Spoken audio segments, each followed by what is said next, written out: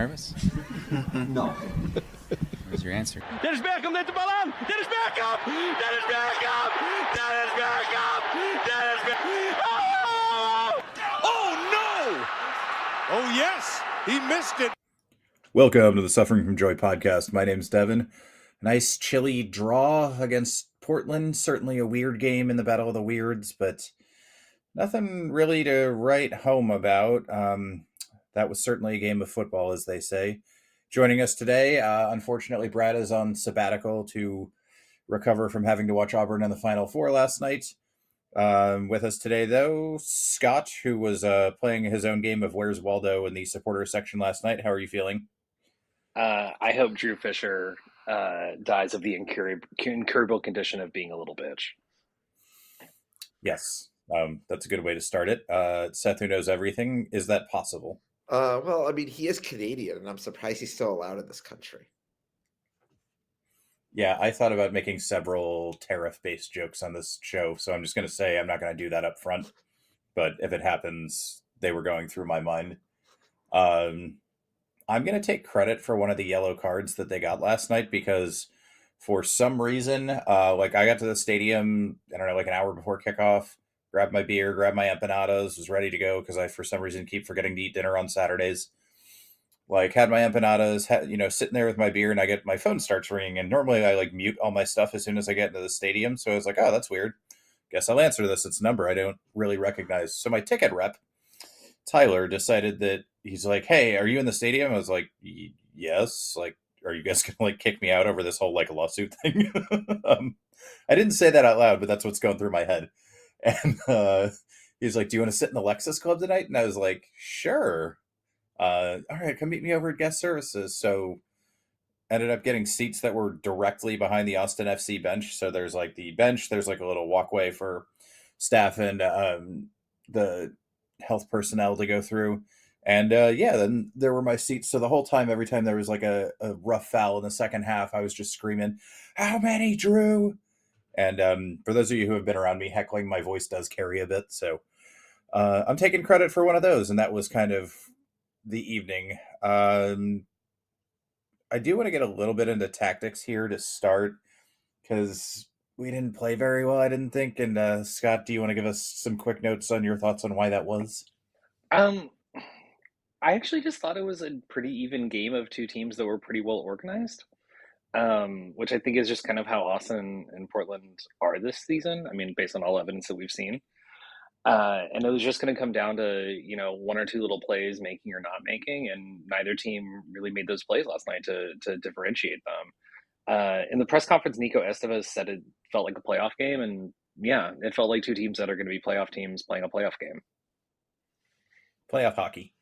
Or especially in a best-of-3 series where you're incentivized to be as cagey as possible and just go to PKs. But I don't know, we couldn't get a PK last night if we wanted to bargain for it or anything. Yeah, I think we'll touch on that in a second because I think that's mostly what people are concerned about. Two things I noticed they did really well that teams we've been beating haven't.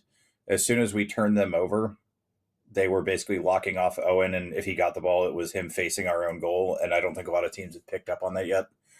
The other thing they did really well is they were keeping us from breaking their press on a set goal kick or a set free kick in our area, where half the time it was just Stuver kind of hitting it. And, if you get the ball back 50% of the time that you're fine defensively, especially because we're a little more possession-y coming out like that. But do you think that's a tactical thing or just sort of a natural evolution of to what I'm going to call counterattacking teams playing each other? I mean, I think as much as we love to lambast Phil Neville on this podcast, and I did all night, Seth, that he actually came up with a pretty smart game strategy for this. That it looks like him and his assistants figured out okay, what has Austin been able to do, and that they actually responded to it, unlike our last two opponents. So credit is due to people that we don't normally like to give credit to. Yeah, some choice heckles that the family-friendly ones I'll maybe talk about later, but I did remind him that his father's name is Neville. It's a that choice, was- especially in a country where I don't know, there was a guy named Neville Chamberlain. It is real. That is really a choice there.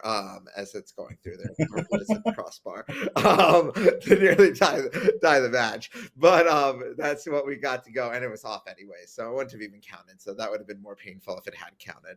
But that's how it goes.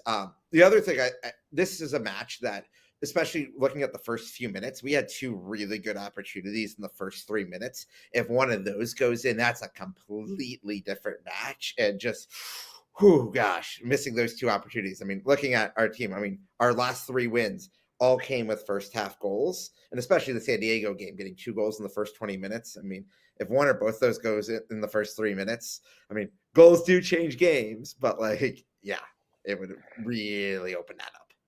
yeah, we Yeah, would have had a especially lot.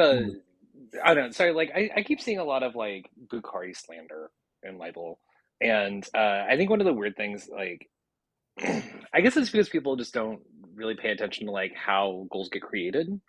But he easily could have had 3 assists in the first like 25 minutes yesterday. Like he had the one to Vasquez 16 seconds in that Vasquez should really put on goal. He had 2 really good layoffs to Savovic, who just skied them or was just like off on it. And like, if you look at how goals get created, like that's the way to do it. Is that he's actually like creating those chances. The Azuni miss in the 4th minute was really terrible because that was like straight down my eye line from where I was in 104, and you could just clearly see that like he was just set up like a little bit too far out to the goal and wasn't quite sure where he was, and he just like he put it exactly where he intended to. It just that it wasn't, his spacing was off to where it wasn't on the goal. I mean, he's 29-year-old DP striker. Ball's got to go in the net. And Yeah, especially preview for someone later. who is so hardwired towards like, I have to score, I have to score. I mean, he had 4 decent looks on goal and no shots on goal last night. Yeah, this is kind of a bigger Austin question I was thinking about last night. Is that like, not to relate everything to video games, but in FIFA, if you're playing your like career mode where you're playing as your own player, you kind of play the game as a way to set yourself up to score. And I feel as though a lot of Austin players are kind of doing that in a way that isn't fruitful for the team to score. They're trying to get like their own stats. And I think Azuni's kind of like the lead culprit of that. Yeah. And I think there's still like a little bit of a disconnect between him and Vasquez, where they're both kind of trying to be in the same spot a lot of the time, and you hope it gets figured out, but we'll see how that goes. But yeah, I'm with you guys. Like the story of the game are the 2 missed chances at the beginning and the end of the game. We can talk about the referee, and we will, and we already have. But especially against the team that we just played against that we know is KG. And I mean, you look back, we played 180 minutes plus of soccer against Portland the past month or so, and there's been like 1 goal, and it was really dumb and fluky. So yeah, I think playoff and caginess, getting an early goal in that environment that you know is going to happen, is going to be important, and we need to start burying them. But official, it is the first weekend in April. We have There's no 13 reason points after 7 matches, and people are still complaining. Would you be happier if we were the Chicago Fire, who have scored and conceded in every single match so far this year with 11 points? Some people might be. I mean, I always remember taking people to the first Frisco match in Austin in 2021 that we lost 5-3 and saying, oh my God, we had such a great time because we saw 8 goals. I'm like, we lost the game by 2 goals. I did not have a great time today. But to each their own. I mean, it's also crazy to think that there were as many goals in that match in August of 2021 as there have been in 7 matches in 630 minutes of play so far in this Austin FC season. Yeah, if I recall, weren't we down like 5-1 in that game at one point or something too, or 4-1 or something? We were Yeah, down 5-1 in that match. yeah. That was the infamous Cuervo's water throwing game, if I remember right. I was straight up not having a good time, bro. I mean, we also had the 4-3 San Jose infamous shithousing game that season as well. Like, there were a lot, like, I think I saw this comment on Slack somewhere last night. It's like, if this had been a Josh Wolf game, that this would have been a 3-1 match. And that feels about right. Yeah. I did think Portland broke pretty well too. Like their final third, like last touch wasn't great, but as far as like we were talking about, like setting up to set yourself up for a good attempt on goal. They had some very nice like breakout counterplay. The right back Mosquera was pretty good all night. And what they did really well that I think we could actually improve on, like we're pretty good at this right now, but like they know when to like rotational and tactical foul. And like sometimes we'll just hack a dude down. There's no reason for it, and we get a yellow card. But Gallagher's clearly, foul in like the 85th, like that last yellow card was one of the most egregious. Like, why are you taking this foul when there's like Dubasarski was right there with them? Like, that completely killed like a lot of momentum. And you just kind of sit there and you're just kind of like, why are you taking this foul there? Same with Owen's yellow card, which just kind of seemed like he was mad and was just going to foul somebody, and the ref decided to give him a yellow for it. So yeah, I mean, I think some of that is like the team is still kind of learning like hey, we're set, like we have people everywhere, like we're gonna be okay, like kind of a thing, as opposed to like last year and previous years where it was like, oh, if I get beat, they're going in on Stuber, I just gotta take the foul now. And I thought Danny actually didn't take a counterattacking foul at one point when he should have, that he probably would have gotten a yellow card for, like just based on like how it was officiating, but who really knows, is because it was a dartboard. But I noticed that, and then they immediately went and like they immediately went on the attack and got a decent chance out of it. And I was kind of like, okay, I hope this isn't going to be one of the situations where we're like, why doesn't Danny take the foul here? Blah blah blah, kind of a thing. yeah, I noticed a lot of, and it could just be like different vantage point than I normally have, but like there was a lot of like Nico to Danny gesturing and yelling, and um, I haven't noticed it as much this season, but it seemed really, really intense and heated. Like I think Danny's saying, am I supposed to be here? Am I supposed to be here? Why isn't this spot covered if I'm here? Type of discussion, but who knows? We're bitching about Danny not getting yellow cards, so this is definitely a different season. Hey, and no Brandon Vasquez yellow as well. So hey, the counter keeps going up for both of them. Yeah, the Owen one too, like both the Owen and the Gallagher ones, I'm like, I kind of see why it's yellow, but you've been letting everything go in this game. And the Owen one they announced as Danny in the stadium, and I was just like, oh no, are we having a Kieran Gibbs, Alex Oxlade-Chamberlain situation here going on? This is not great, because you can use VAR to fix that too. So they never.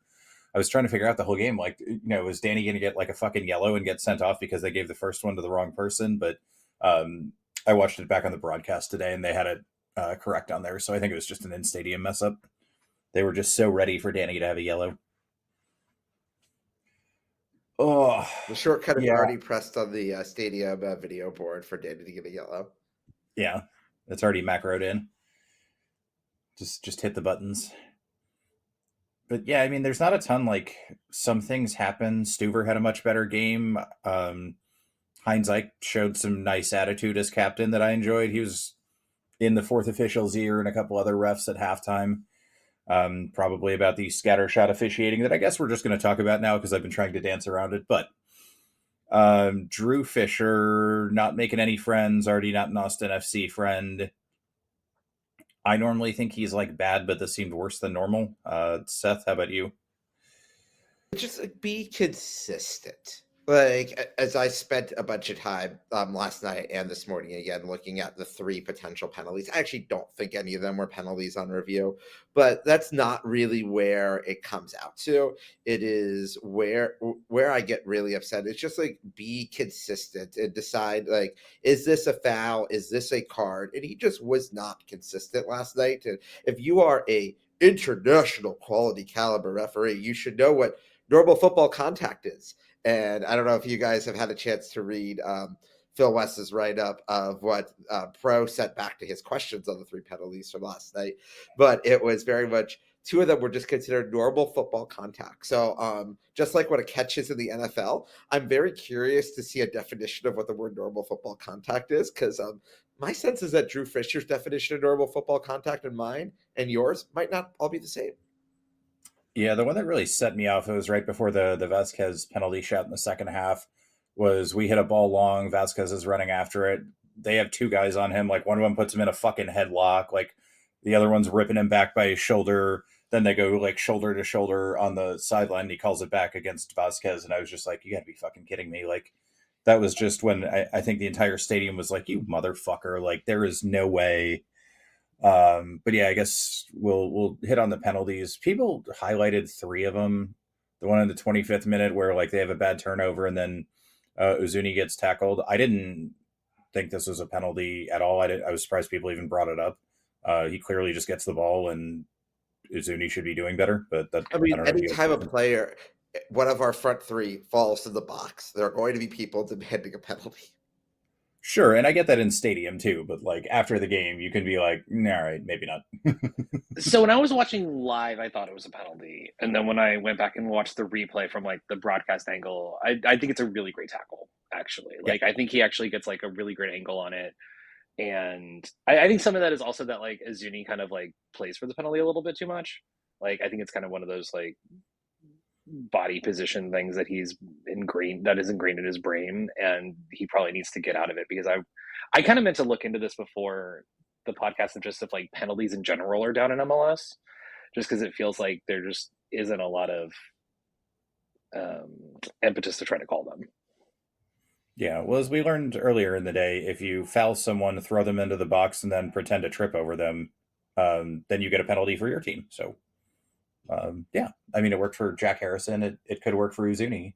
And, people talk about, like, diving in the box. I want players to stop doing that. Like, the fact that penalties are given for that shit is why folks like Uzuni do it. But second one, Vasquez gets the ball kind of on the edge of the box, turns the defender, goes down. I'm kind of okay with the normal football contact thing. I try to think of it as if that went against us, I'd be a little pissed. You've seen, that's something you've seen called, and Brad's going to be here like, well, would it be a foul somewhere else on the on the rest of the field? And I think you can make that argument, but I mean, certainly once you don't get that one on the field, for me, there's no way that's going to VAR and we're getting it. But I don't know if you guys have bigger thoughts there. I think that one actually is definitely a penalty. Like I to me, like that looked like a rugby tackle. Like it's a weak rugby tackle, but Yeah. he grabs him, he's in the penalty box, he's beat, he pulls him down. That's a penalty. If that's not a penalty, then I just don't know what you're thinking is a penalty, unless somebody just actually like American football tackles someone. Yeah. I do wonder too. Somebody was this the one that somebody was saying like they played the ref played advantage? No, that was on the one that Vasquez gets the shot on right after. That's the 80th minute one. There was an advantage. Okay, Like, yeah. you can't play freaking advantage on a penalty, but because Like, yeah, you it's going to can, be higher but than the a next thing has to be the ball being kicked into the net. Like that is baffling. Like that should have been looked at on VAR. But yeah, no, I see your point on the earlier one too, where it's kind of a hip check too. And like I think Vasquez goes down a little easy, and I wonder too, like this doesn't get called because it's the edge of the box, and they're like, "Well, penalty is way too much for that kind of a foul." But it's either in or it's out. Yeah, I don't know. That one's not going to keep me up at night, but definitely like in the context of everything else, it doesn't help. Last one, I thought this was the most penalty of the penalty shouts, but Scott, you want to lead us off on your thoughts here? I'm sorry, which one is this? The like getting dragged down? 80th minute cross, and they like shove Vasquez from behind. Yeah, that's one of those ones that like it should be a penalty, but it never is called, and they constantly reward defenders for making dangerous plays like that. I think looking back, I was looking at it this morning. I don't think he would have gotten on the cross. I don't know that really matters. Or it shouldn't matter anyway, because I've also seen it to where the player was clearly going to get the cross and they don't call the penalty anyway. But that's something that, like, in terms of like, yes, that's a foul. You can't just drag somebody down, and them not calling it is just inviting defenders to do that kind of shithousing constantly, and that's the kind of game that Pro and MLS have decided this should be. Yeah, I thought it was like I was kind of with you live. I was like, well, that should be a penalty, but they never call it. And then I saw the replay, and it looks like the defender like shoves Vasquez over the other defender's leg, and I'm like, you should probably call that one. But I think it was a lot of pent up frustration. Seth, you want to give us your thoughts on this? If Vasquez stays down for the 3 seconds, that's given as a penalty. But because he bounces back up so fast, it made it seem like, oh, that's just normal football contact and move on. Yeah, I do think the fact that we got a good shot out of it kind of doomed us. And that happened to Portland a couple weeks ago, too. Yeah. where they had like a stone cold penalty, and the ref was like, advantage, you guys got a shot. It's not a penalty. Like, And but like, like, I get it. I don't understand how you can have an advantage opportunity that is greater than a penalty. I do. I mean, like, yeah, like, okay, like if you get to a point where like the keeper isn't in the goal and you have an open goal, sure, but like, no, like you call the freaking penalty. Yeah, that situation is not the ball goes 15 yards outside of the box or whatever to another one of your players who then crosses it. Yeah, that was also kind of like a surreal moment because like we were doing Quavos at the time, and like I was just sitting there and I was just like, no, no, like we shouldn't be chanting right now. Like this is a time when the Capitals should understand that we need to do a real like shouting at the ref chant while he's down here, because he deserved it. Like it was such a blatantly bad performance. And at that point, I wasn't even expecting him to call anything correctly because he had just shown throughout the night he wasn't going to. And so I wasn't surprised that there wasn't a penalty, but at the same time, like I wish that we would have had some kind of coordinated like Drew Fisher, you suck chant. Yeah, there was plenty of the ever so popular ref you suck going around the rest of the stadium. The other thing is after Galley sends that cross in, Vasquez pops back up. The keeper makes a pretty good save. There were people like throwing water off the header, and like I think they were just doing it as part of the song, but it looked like they were like pre-celebrating the goal, and I was just like, oh fuck, this is on national TV. God damn it. No, look, one day the stars will align perfectly, and during Cuervos, when we were throwing water, a goal is going to be scored. It is going to happen at some point. I strongly believe this. It just wasn't Sometime in today, the or just 100 wasn't Year yesterday. War. Yes, Yeah. I hope that I live long enough to see it happen in my lifetime. Um, but no, at some point it's going to happen. I strongly believe this. Yeah, I mean, monkeys and Shakespeare and typewriters and all that good stuff, law of large numbers. That's not how stats work, but we can pretend. So, um, any other big kind of notes or things you guys wanted to see or points you wanted to talk about? I do think Uzuni on that chance, maybe a couple minutes after the Vasquez one, where he turns them over and then whacks it just over the bar. That's another like, club record signing DP striker. I would like you to score that or at least put it on net type of moments.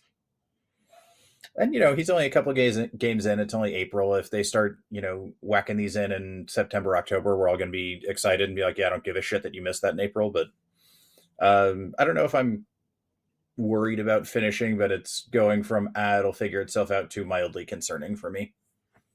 I think we're officially in the like we need to spend an extra 30 minutes in practice every day working on finishing. I don't think it's like a panic or anything, but I think Nico needs to be like, no, you need to stand there and take these now. Like, just force them to do it more as practice. Because I know some coaches like, I want to say, I don't think it was Mourinho. I think it was somebody else, but like they like don't really teach finishing because they just think finishing is something that players can naturally do or not do, which I thought was a very weird idea of coaching because it just inherently minimizes your ability to affect the game and affect your players. But yeah, they just need to practice more. Like, just put them in front of goal more. Like, it's the same thing with like if somebody's like missing free throws or like taking bad free kicks or bad corners. Like, just can't make them keep doing it. We had a lot of bad free kicks in this game. I thought they did too. And Yeah. so the two other things I wanted to touch on. One is very fun, which is that Ilya Sanchez used his time as warming up to be substituted on as being a sideline coach. Especially when we were defending on the south end of the first half. He was basically like walking all the way to the goal and yelling at the defenders and the midfielders what to do in a way that I don't think you're supposed to be allowed to do. Like, I don't think you're like, I feel as though like MLS is going to like send us an email, like send somebody at the club an email to be like, you don't do that. But he did it all game. Cause even like in the second half, he was still basically like acting like he was a coach, just like yelling at the players. And I kind of love him for that. Like, we all know that like Ilya is going to be a coach after this, and he's going to be amazing at it. And it's kind of nice to just see him like do that and embrace the club and embrace winning and helping out the other players as much as he is, especially when it's coming at the expense of his own field time. Yeah, I thought it was interesting he didn't get into this game at all because it felt very midfield KG Ilya to me. But I did notice too he had a bunch of like a huge ton of strapping on one of his legs. So I don't know if he's like carrying a minor thing and they're just like, hey, don't worry about it. But yeah, any other kind of general thoughts on Ilya not appearing at all? I do think Dubrsarski looked good when he came on. Yeah, I mean, Yes, and I also, thought his passing was really good and his like linking. Like I thought he actually could have had like one or two hockey assists last night, which is not something that I expect of like Dubersarsky. No, he's big too. Like, Sabovich is bigger than everybody thought he was, but like Dubersarsky's pretty solid unit too. So it's nice that we're getting some beefy guys to win midfield battles. Training him up. It was cold as shit, and there was a bunch of wind, so I wonder if that affected kind of the flight of the ball too, when people just weren't adjusting to it. If that was part of why the free kicks seemed to like always sail over or go nowhere. Yeah, the wind was a big factor. I was thinking about somebody had posted, I think it was on Facebook, but I forget where it was, but the basic concept that like Austin needs to try to keep the ball on the deck more just in general. And last night was definitely a game where you needed to try to do that because the wind was one gusting and two was kind of shifting around a lot. Like it was coming from the north for a while and then it kind of came from the east side for a while. And you could even tell just on any free kicks or any long passes that like anytime it was kicking, a certain way, like the ball just got held up. And you could really tell the players, especially like I felt Vasquez was trying to just like hunt down the ball and like long balls and just like could not find it at times. Like he's normally like right on where those things are going to land and he could not figure it out last night. Yeah, I think the combination of the wind and like staring up into the lights really got after people. Sorry, I'm trying to decide if I need to go keep my dogs from fighting, but they sound fine. They're good. They'll be all right.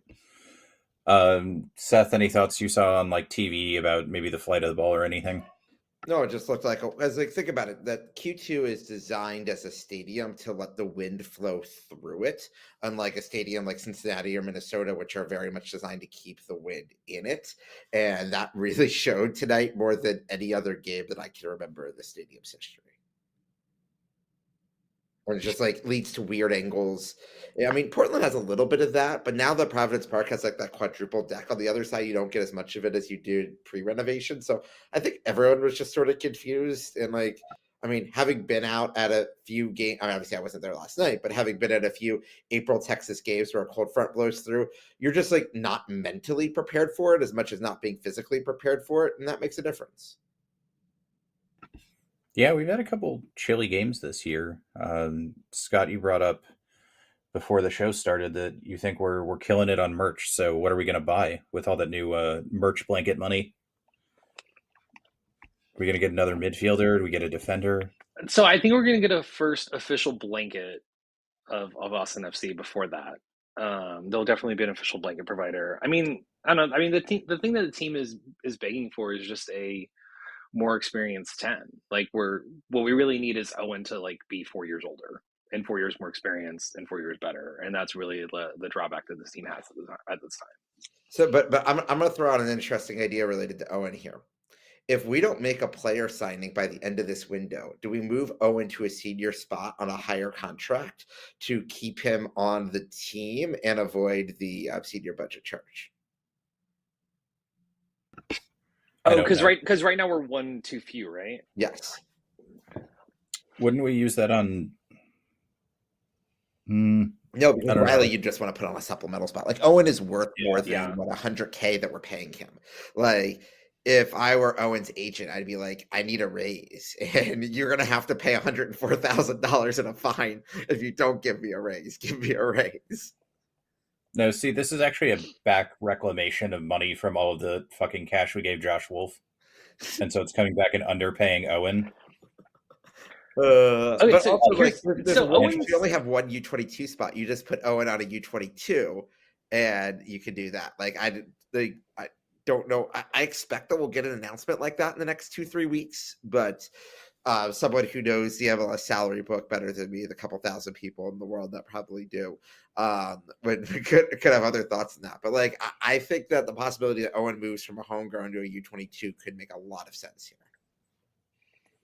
Nice promotion. Well, I just wasn't sure like how much that would affect like a potential sale in terms of like what Austin would get back. if you're originally a homegrown player, you always retain that status. It's just a question of does he want to retain the supplemental spot status, which allows us to pay him a wage that is under what he deserves at this point. He might not deserve $4 million at this point. Actually, I mean, no one on this team does, but like he probably deserves $400,000 or $500,000. Yeah, well, that's for him, his agent to deal with. I mean, we can argue about whether or not Brad Stuver's worth that. Yeah, I mean it is, yes. Brad can get, but the thing is, there is no strategic benefit to this on Brad's case because Brad is already a senior player. Owen is not a senior player. That's a whole nother story there. But yes, the Brad Stuver for All-Star campaign for the 5th season in a row continues and better end this season. Yeah, I mean, I think Nico's doing a good, pretty good job so far, but I'm firmly in the, if Brad Stuver is, not injured or something and isn't on the All-Star team, he should be fired like that day, that hour, that minute, that second. I'll also say that like the other All-Star campaign we need to start is the Heinz Ike. Because I think at some point, like the defender who's played every minute for the best defense in the league, statistically speaking, should be an all-star. Like just looking at that player profile, like that person should be an all-star, and that's him. Yeah, and I mean, he's been good. He's made some good last-second interventions, and more importantly, people are facing up, trying to go after him in the box, and then he's just like, "Nope, see you around." Turn him outside. They don't know what to do with the ball. We recover it. He's been very good all around, winning headers. So yeah, we should get on that. Can't we like stuff the ballot box as the home team or something? Like we're legally allowed to use like stuffing bots or something. I mean, isn't that what ChatGPT was invented for? Probably. I mean, I don't think we're Like I don't think we're baseball. I don't think we're baseball stadiums in the 90s. Like, you never know. You can fill out up to 10 of these and kill several trees in the process. But you have hanging chads on those like 90s All-Star ballot. I always wondered about that, if the hanging chads and an MLB All-Star voting counted. This is something that has actually bothered me in the past, Seth. I always felt bad for like the poor stadium attendants because there'd be kids who just like filled them out the whole game, and you just see like all the little chads just like in like a pile, and you're just like, oh, somebody has to clean that up. Great job, guys. You also know that there were like millions of those ballots that were never delivered to New York or wherever they were counting them. Yeah. Okay. Well, I mean, Seth, you live in Chicago. You're an expert on this. Yeah, I mean, there's all, yes. Ballots can be delivered in all sorts of ways. So I just wish we were having an election this year. Define ballot, define election, define legitimate vote. We'll figure it all out. I mean, hey, Chicago, we're a very normal city that just has municipal elections in February and April of odd years, just normal things. Yeah. Yeah. You can. I used to do association management, and one of the things that we talked about was that like you can always tell how shady previous elections were by how many laws there are about elections. Yeah. All right. Well, we got sufficiently off topic. While we're doing that, we need to pay some bills. So I'm going to go ahead and do our plug for the next Los Verdes watch party here. Southern Heights Brewing, solid brewery spot. We're playing the Vancouver Whitecaps. Game is at 6:30, even though it's in Vancouver, because presumably there's like a fucking lawn and garden show or some shit that Seth will tell us about in a minute. Yeah, just TSN and local Vancouver coverage, and Vancouver seemed to get permission from the league. All the Canadian teams are getting earlier starts this year. Like Toronto leveraged to make sure that all of their home games before Memorial Day were at 2:30 Eastern. So you know what? Like, hey, the Canadian teams are like, we need some coverage here too. Okay, so match will be 3 hours earlier, and I don't think anyone in Austin is complaining about no 9:30 match on a Saturday night. No, God, no, especially not on that pitch and having to watch, we're talking about flight of the ball with the wind, but that bouncy pitch. And yeah, I mean, I don't know. For those of you who don't obla, Canadian TSN is like Canadian ESPN. But like all of their content is hockey, and I'm actually surprised they show MLS, to be honest. No, but their MLS coverage is actually quite good because they have like 5 TSN networks. Also, shout out today is the College Dodgeball Championship, which is on YouTube multicast right now. And in the most bizarre world, 8 of the 16 college dodgeball teams are from the state of Ohio, which means we should probably just implode the entire dodgeball tournament. This reminds me of something in when I was in law school. One of Riley's friends was apparently a national Quidditch champion, and I couldn't figure out if that was a joke or not. No, there is an actual. They actually have like, and one of my friends is involved with it, which is just surprised absolutely no one here. yeah, I no, thought I they mean, like, changed. I thought they changed the name from Quidditch to something else because they didn't want to be associated with Yes, rowing. they did. Give me a second. I remember hearing but, this at some point. still, And but, also, like, are you're you not playing Magic. it It's not Quidditch. ironically? I've never figured this out about Ultimate Frisbee either. Like, are you playing this to look like a jackass, or like, are you just doing it and having fun at the same time, or Okay, what? so Okay, Quidditch Ultimate is now Frisbee called is fun. quad ball. It is fun. It- It's called what? Quidditch is now called quad ball. Oh, that's worse. I don't know why, but it's worse. Yes, it is. Yes, 60 colleges. Yes, they do call it quad ball. Yes, they play all over the country on this. But yes, and I have also been to the college ultimate championship once before, which also continuing on the theme of bad things that come from the state of Ohio, was played at the Ohio State University, and players are actually pretty athletic in that. Like I was exhausted watching that. I was like, oh, you guys are actually running and diving, and you're not wearing any elbow pads. You're gonna get hurt in this. Yeah, I mean, that at least seems like a real sport. It's better than like the CrossFit Games, which is just a competition about exercising. Yeah, I can't. Like, just go do American Ninja Warrior like a fucking man or woman, or All right, so I'm gonna go ahead and finish up this promo before we get really off base, and I start talking about the Frozen Four, which starts on Thursday. Heavy favorites: Boston College knocked out by Denver over the weekend or last week. All right, so Southern Heights Brewing, games at 6:30. Indoor setup, all ages allowed. Tachycardia, excellent name, taco truck. And Lamurga will be playing there. All the fun stuff starts at 5. Be there. Scott, what did we make or earn? We got another in-kind donation. Our logo is going to appear on the next TIFO. Oh, impressive. All right, well, very cool. This is going to be fun to put on our tax return that I definitely file every year. Don't have to put it on this. I have a whole year to worry about it. Get your taxes in, if you haven't already. All right, well, that got really, really off the fucking walls as we normally do. Seth, stock rising. My stock rising for this match is going to be Apple TV commentator. So I switched at one point during this match from Fox to Apple, and I actually thought Lloyd Sam, he was with a different partner, but they were actually intelligent and not being hyper biased and actually talking about what was happening on the field with intelligent commentary to add to it. So that is my stock rising of this match, is that Apple commentators being better than Fox commentators, and we're at the 30-second delay. Nice. Scott? My stock rising is Austin Techers. We actually had a couple of nice dribble moves, including Camry Biru took Mascara's soul in like the first 10 minutes of the game. Just put him on the ground, which was really great to see. They also got Chara a couple times. Stavovich and Uzuni did, which is probably a sign that Chara needs to hang it up after 400 plus appearances. Yeah, the Stavovich one was right in midfield, and it was one of those where the ooh was actually spontaneous from people, not the like, oh, we got you. It was just like, what the fuck did I just see? That was amazing. And it wasn't that like it's in the Apple highlights of the game in the recap. And because there's this brief moment you see him do it and then it cuts and you're like, oh, they did it just for that. Okay, cool. Yeah. Well, yeah, because he passed it and then we did something dumb and lost the ball, but yeah, that was fun. And to be honest, I would not enjoy picking out highlights for that game. I watched them this morning just to be like, I wonder what's on here. But yeah, my stock rising is, again, not a great game. So I'm going to go with my ticket rep for the free Lexus Club tickets.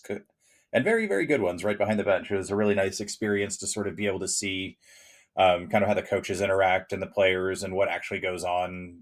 There was a lot of staff people running around getting folks coats. Riley Thomas with an excellent mullet, by the way, would definitely fit in on the Minnesota all-hair hockey team. Definitely some serious salad there.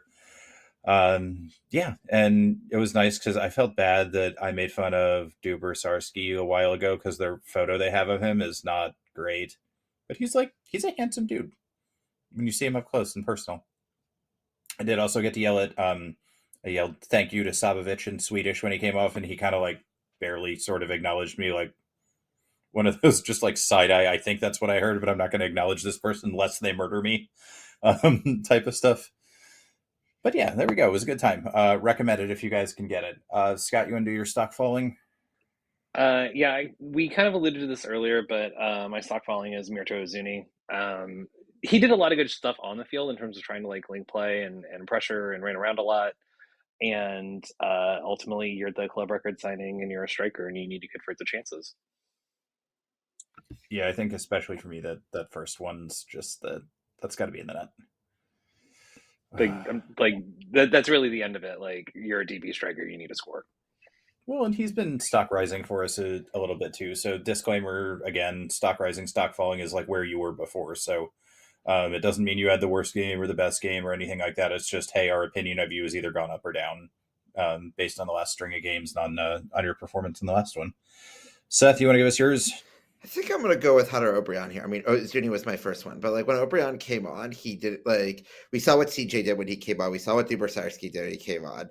O'Brien added no and like as much as like I feel like Bukhari has been getting the hits of like he hasn't done enough. There was an immediate drop off in play from when O'Brien came on for Bukhari, and that shouldn't happen at this point. Like if you're coming in here for a 15-minute piece, you're supposed to be running, you're supposed to be adding to the game value, and he was sort of non-existent.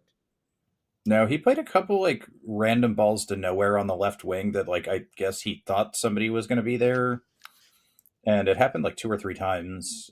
Yeah, Bukhari was not happy to come off the field. I'll tell you, he shouldn't have been. But at a Yeah. certain point, like okay, like you're a DP. This entire DP front line should have the ability to go all 90 if we want them to. And the fact that we haven't had a match this year where all 3 of them have gone all 90. I mean, there have obviously been mitigating circumstances here. I get that. But like a $30 million front line should be able to play 270 minutes. Yeah. And maybe they're just building up to it or something. I don't know. Like we said, it's We'll April. see what happens on the magic carpet. Yep. My stock falling is going to be Nico, because I think in most of our last games we either had like this awesome game plan from the get-go or we've made in-game adjustments. And he's been pretty good. Even like the San Diego game where we were like playing pretty well, we tweaked a few things and kind of improved it a little bit. So his in-game coaching has been really good, and I just didn't see it tonight. I thought we got out coached. We never really adjusted to what they were doing. We kind of did once, and then like they basically like countered it, and then we were like, fuck, I don't know what to do. So Nico again has been one of those, like, he's had a fairly high stock rising for the past couple weeks. And just, we needed to make some changes we didn't make. And yeah, subs I thought were fine. I don't know about you guys. Nice to go see CJ like realize he's 6'3" or whatever and run some guy over, but I mean, another match where we didn't use all 5 subs, which is interesting. Also, Salad Head Riley Thomas has now used all 4 of his short-term call-ups, so I expect that he will get a supplemental spot. Also interesting that we didn't see Julio, that Spot Talk went all 90.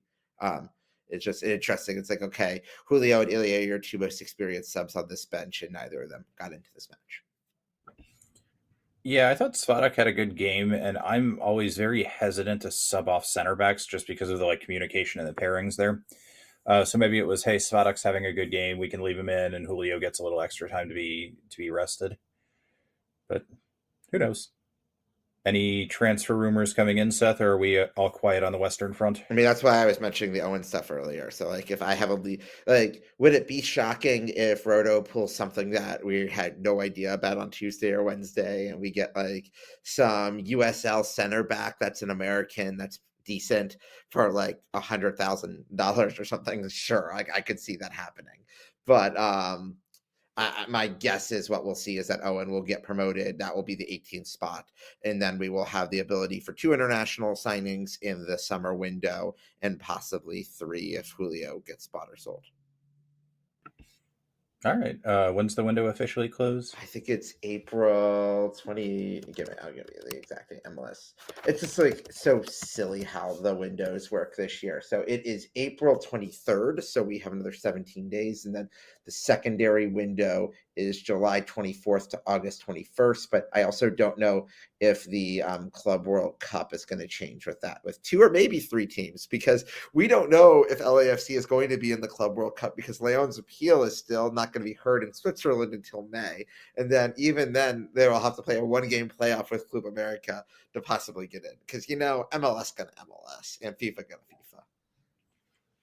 Okay, isn't there a rule that there can only be 2 teams from one country in the tournament? No, Or do but we not unless care you about that? qualify through natural means. Like Brazil has had 3 Copa Libertadores winners in the last 4 years. Okay. So that this would just be saying, I mean, either way they win, but let's face it, FIFA really just wants Club America in it. But they're like, oh, let's get an extra match out of this. And if LAFC gets in, that's good too. Yeah, I don't know if you saw this. There was some nice reporting done over the week. I actually pulled this from Swiss Ramble, but apparently, since they had trouble trying to find a TV provider for this because nobody wants to broadcast this fucking monstrosity, nobody wants to play in this fucking monstrosity, and nobody wants to watch this fucking monstrosity. Curiously, DAZN or DAZN decided to pick up the TV rights for a cool $1 billion, the exact same time that the Saudi Arabian government that owns Newcastle and a big chunk of Chelsea decided that they were going to inject a cool $1 billion into DAZN's funds. And then magically, to get FIFA out of that bind, they got the World Cup too. It's really weird how this stuff works out. You never want to follow the money. The World Cup's going to Saudi Arabia in 2034. Never would have guessed that. Yeah, no. And I did see some reports that the cheapest tickets for U.S. World Cup games are going to be $350. For the U.S. group, the U.S. men's national team, or any World Cup? Any game in the U.S. That would not surprise me at this point. All right. So my plan to go to 7 matches is going to go to like 3. Yeah, I was planning on buying stuff secondhand, and they're going to like price floor it too, right? Yeah, there's going to be dynamic pricing. I mean, our great friends at Ticketmaster won the rights to that. And the second I heard that, I was just like, oh, shit, we are screwed. Like, I went 2 years ago, I went down under for the Women's World Cup. And at the Women's World Cup, I went to 6 matches for $200 US. 6! Yeah, obviously it's expensive to fly down there, and hotels aren't the cheapest of things, but like, it was cheap. I mean, I went to Australia's round of 16 match for $41 US in the lower deck. Yeah, like it's going to be expensive to get here and do anything here, especially the cities they picked for most of it too. So like, make the tickets. Like, I know FIFA's never going to do this. Ticketmaster sure as fuck is never going to do this. Like, they're probably going to come up with some deal where like you can pay $450, sit outside the stadium, you get like a complimentary or like a memorial ticket, and you get a $120 Fanatics t-shirt that ships in 9 years or something. Well, it's also, you get to the world of like, who is obviously there's tons of people in the US who are soccer fans who will pay to see their country or their diaspora country, and they'll pay it because it's the World Cup. But at the same time, a lot of the glory of the World Cup is that people come from all over the world to visit. Who's going to feel safe going through U.S. borders at this moment to come here for this World Cup? I mean, right now, one of the theoretical FIFA requirements is that like any fan should be able to attend as long as they have a match ticket. Well, do we think like right now Colombia is going to qualify for this World Cup? The waiting list for a visa from Colombia to the United States is over 700 days. The World Cup is less than 700 days away. Do I trust this government to resolve anything, especially on an issue of border security? No, I don't. Tariffs will solve it. I think there's a very real chance that this World Cup is a dynamic clusterfuck, and we are never going to see empty stadiums like this for a World Cup ever again. Like, I think there's a very real chance of that happening between like the current political situation and the pricing and just the cities they've picked. Like, I think the Canadian games will probably be attended very well. I don't think, and probably the games in Mexico too, but the games in the US, absolutely not. We're going to see a bunch of like sellouts, and we're just going to see empty seats everywhere. And I bet you will also see what we saw at Copa America, where like I had extra tickets to the US Uruguay match in KC, and I was not allowed to resell them for under $109 on any platform. Yeah, that's what I meant by a price floor. Yeah, they're going to do that with tickets. It's just insane. And like this actually might lead. The only good thing I can see leading from this is that this Taylor Swift came close to requiring federal action on Ticketmaster. I think the World Cup actually might be able to do it. I forgot about that whole Taylor Swift thing. Look, as long as you go ahead. I actually think that had the election gone a different way, that we actually would see significant action on that. But I don't see that the current administration would not accept whatever Ticketmaster gives them to maintain Ticketmaster's monopoly. Yeah, I mean, we're not going to get into the intricacies of my thoughts on the application of the Sherman Antitrust Act in U.S. law writ large, let alone when it comes to Ticketmaster and SeatGeek. But that's an off-season podcast, though. Let's do that. Yeah, okay, that's fine. Seth's probably as good of a lawyer as I am. I was gonna say I am not a member of the bar in any state. I've never been to a law school class in my life. Yeah, we'll go with that. Yeah, but okay, my one request, I don't even give a shit about U.S. games because the U.S. men's team has pissed me off so much in the past decade that I'm not rooting for them to lose, and I'll still watch their games, but the only games I want to go see are the street parties with all the Dutch fans so we can do Links Rex back and forth, and then maybe I'll learn to play saxophone like that German guy. No, I am going to go to a match in Monterrey or Guadalajara in this tournament. It might be expensive, but ideally in both. I want to go see World Cup matches in those cities because that's going to be awesome. Yeah, just make sure you cover up your tattoos coming back. Yes. I mean, there are many things that I've done in my life that I should be concerned about. Getting a tattoo is the exact bottom of the list. I mean, that's just not me. Yeah. All right. Well, don't start once you get one, you're just going to keep getting them. I know. I have enough friends, including yourself, who okay, it's I just I don't know, the idea of looking at myself when I'm 85 with whatever I think that is a good idea when I'm 35 to do just doesn't sound like a good idea to me. But to each their own. We live in a free country. You can do whatever you want. I mean, it's bold to think I'm going to live to 85, but thank you. Yeah. Yeah. No, that's too long. 73. That sounds about right. Yeah, we'll see.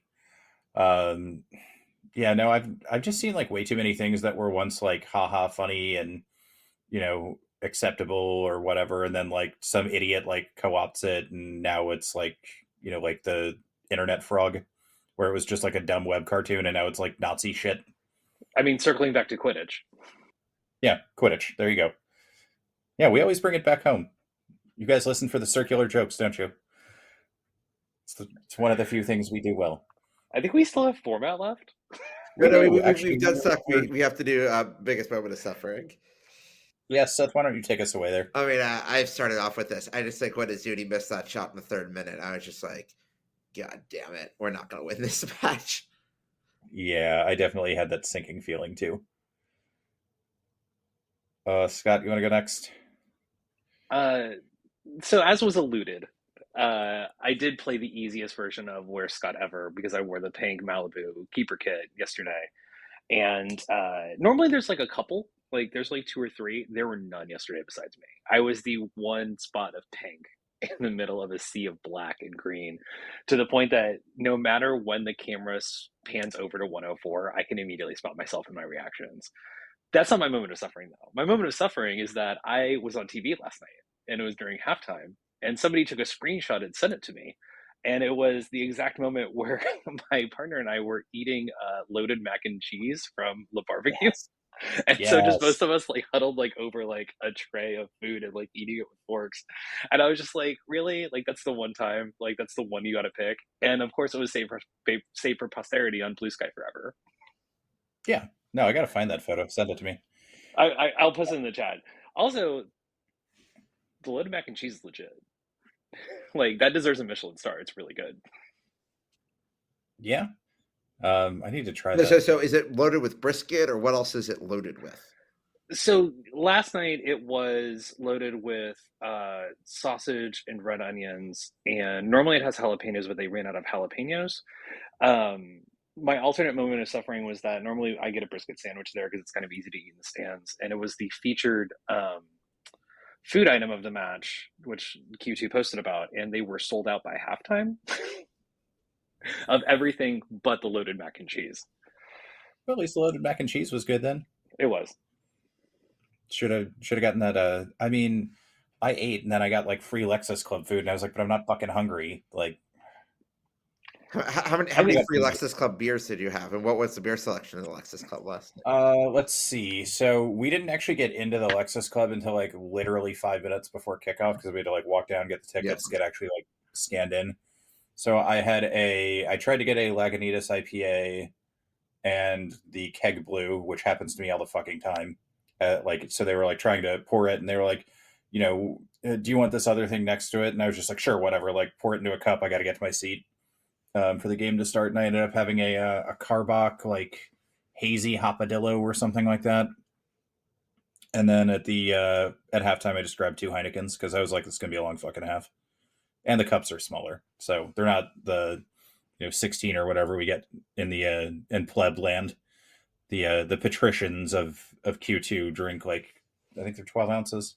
So yeah, if I knew that was actually going to be my moment of suffering, like that I had these lovely Lexus Club seats, and like if I knew I was sitting behind the bench, I would have brought like a sign, or I have a Sweden flag with the logo of Västerbotten above it. And if you guys don't know what that is, which you shouldn't, because that's weird if you do, it's a like ludicrous drawing of a reindeer, and it's just like pasted over the Swedish flag. So I could have brought that.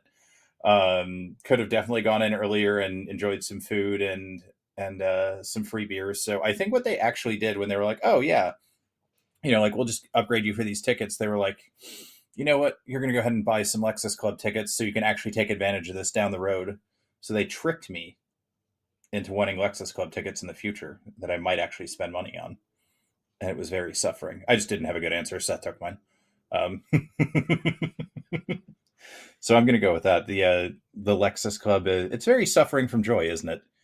Where you get all this lovely stuff and you're like, but I could have, enjoyed it more if you told me about this a few hours ago.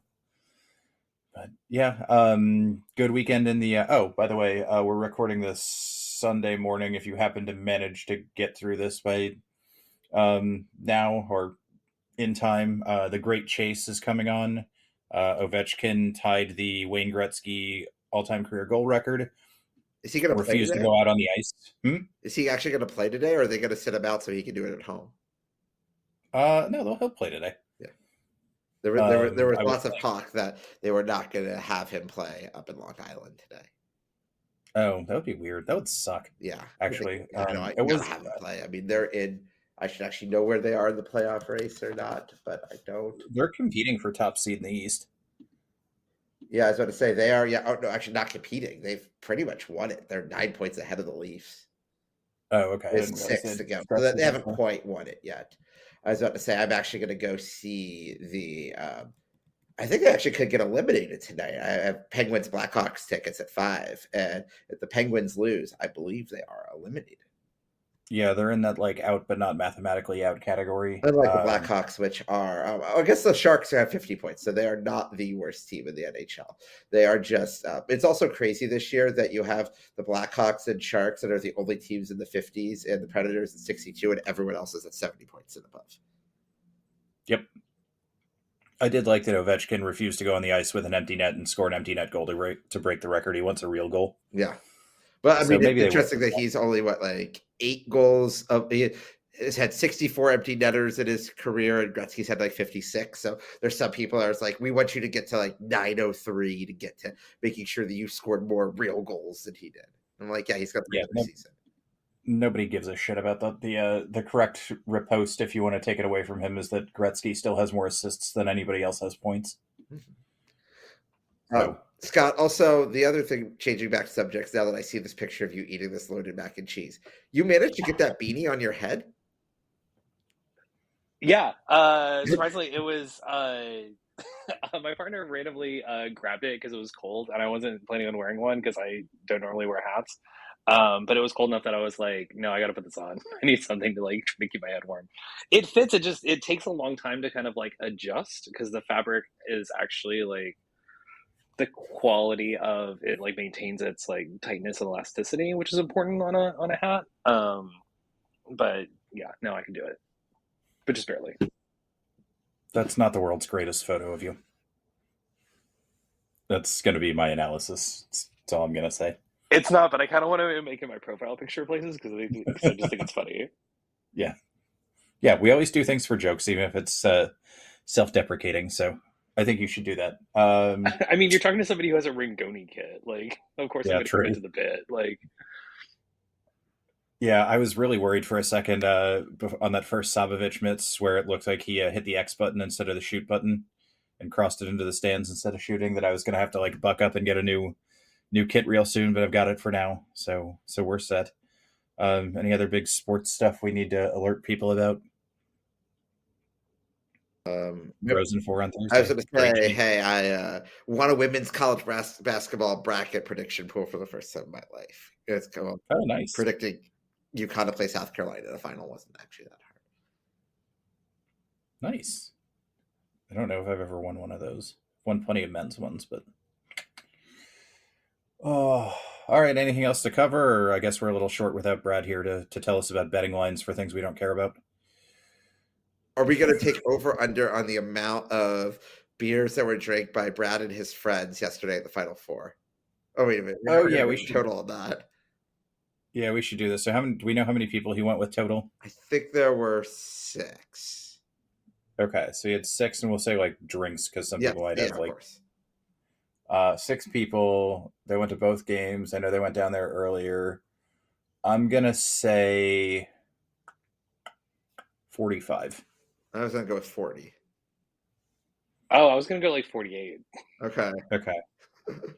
We will never get the answer to that, but all right. Well, we'll make sure we get an answer, and we'll keep people updated. Maybe we'll put it in next week's show. Some solid U.S. Open Cup action this week, Seth. U.S. Open Cup. Yeah, we are now on to the 3rd round. Congratulations to El Farolito, our Burrito Boys, for being the only amateur team to make it to the 3rd round, which means that they get $50,000, which is double what they got last year for being the most advancing amateur team. That could buy a lot of burritos. Now the rest of the USL Championship teams enter in, so that one of the 16 winners from the games that will not take place this coming week, but take place the following week, will play at Q2 on May 6th or 7th. It's unclear to us. I think there's an East-West divide this year, but they did it in pods. So there were 4 East pods and 4 West pods. And you have some odd matchups, like both Chattanooga and Knoxville have to go out West because there's just too many East teams that won in the 2nd round. So like there's just some interesting imbalances. So it's kind of hard to predict who will be coming here. San Antonio FC, if we get this out before this afternoon, is playing on Big CBS against Phoenix Rising later today. They are 4-0 in USL this season. So, but they got a draw where they have to go up to Union Omaha, which is typically one of the harder places to play in the U.S. Open Cup. So we'll see how they do and if they take that seriously or not. Yeah. When is the draw? The draw will be, so matches are going to be April 15th and 16th. The draw will likely be at noon Central Time on Thursday, April 17th. Okay. And the way they're doing the draws this time is, if they did it like they did on Thursday, is that the 32 teams that are remaining will be put into 8 pods of 4. There will be a ranked MLS team that is guaranteed to host in each of those pods. So like we will not be in the same pod as Frisco because they are also guaranteed to host. I don't know if we'll be in the pod with Houston or with someone else. But also it's unclear if those pods will be redrawn for the 5th round draw. Like what I would prefer they do is they just sort of draw the entire bracket of 32 from these pods, but U.S. Open Cup going to do U.S. Open Cup things. The other MLS team that will be in our pod is guaranteed to be away at a USL or lower team that is still remaining in this tournament. They will play at a 3rd round winner where we will host a 3rd round winner. We also are in this really weird position this year of San Diego FC playing Leagues Cup instead of Open Cups. Boo. LA Galaxy and LAFC that are both still in CONCACAF Champions Cup.